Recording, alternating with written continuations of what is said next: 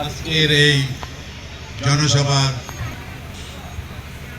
প্রধান অতিথি M A মালেক ভাই, উপস্থিত আছেন আমাদের মাঝে সোহেল মোল্লা সাহেব, উপস্থিত আছেন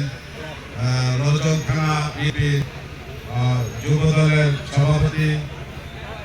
জনাব মুক্তার হোসেন খান, উপস্থিত আছেন আমাদের আনিসুর রহমান সাহেব,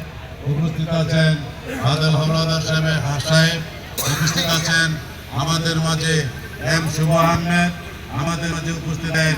জনাব লতিফ আলী সাহেব, আমাদের মাঝে উপস্থিত আছেন পাবেল, এবং আমাদের মাঝে উপস্থিত আছেন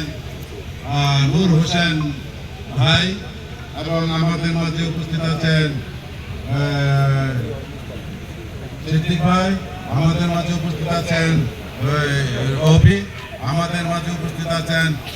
রিপন, দুই রিপন একসাথে আছেন।